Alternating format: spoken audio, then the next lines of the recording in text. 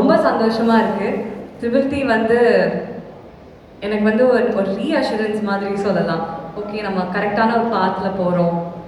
இந்த வாய்ப்பு கொடுத்த நிதிஷ் அவருக்கும் ப்ரொடியூசர் கண்ணன் சாருக்கும் ரொம்ப நன்றி. அவ்வளோதான். Anything that you remember very fondly இந்த திரைப்படத்தோட ஷூட்டிங் டைம்ல என்னால் மறக்கவே முடியாது இந்த ஒரு விஷயம், அந்த ரீஅஷூரன்ஸ் எனக்கு கொடுக்கறதுக்கு ஒரு தருணமாக இருந்ததுன்னா? என்னால் எதுவுமே ஃபர்ஸ்ட் டேலேருந்து எதுவுமே மறக்க முடியாது. நிறைய நான் கற்றுக்கிட்டேன். And working with this team was ரொம்ப எனக்கு ரொம்ப ஃப்ரீயாக இருந்தது. It was like it's your ground, go play. எனக்கு எந்த ரெஸ்ட்ரிக்ஷன்ஸும் இல்லை. நான் சாரி.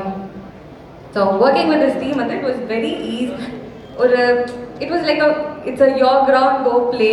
எனக்கு வந்து அவ்வளோ ஃப்ரீடம் இருந்தது. எல்லாருமே வந்து இங்கே ரொம்ப ஆர்ட் லவ் பண்ணவங்க, பேஷன், ரொம்ப ரொம்ப பேஷனட்டான டிரெக்டர், ரொம்ப பேஷனட்டான டீம்.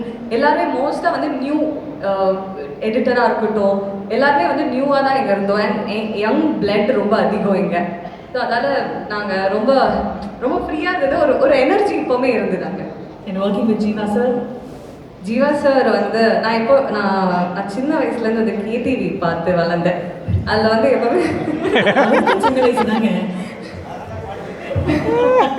எனக்கு அது மட்டும் தான் ஞாபகம் இருக்கு. எனக்கு ஃபர்ஸ்ட் டைம் வந்து ஒர்க் பண்ண போது ஒரு ஃபர்ஸ்ட் டைம் ஒர்க் பண்ண ஃபீல் வரல எனக்கு இவர் ரொம்ப வருஷமா எனக்கு தெரியும்.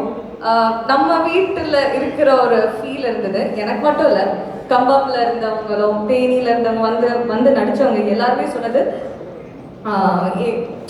ஜீவா என்னப்பா எப்பப்பா வர, நம்ம மிஸ் பண்ணுறோம், எப்போ இவங்க படம்லாம் மிஸ் பண்ணுறோம். ஃபைனலி அவங்களுக்கு எல்லாருக்குமே it's a gift and treat நினைக்கிறேன். ஜீவா சார் இஸ் பேக், அந்த மாதிரி தான். Fantastic. Thank you so much. Thank you.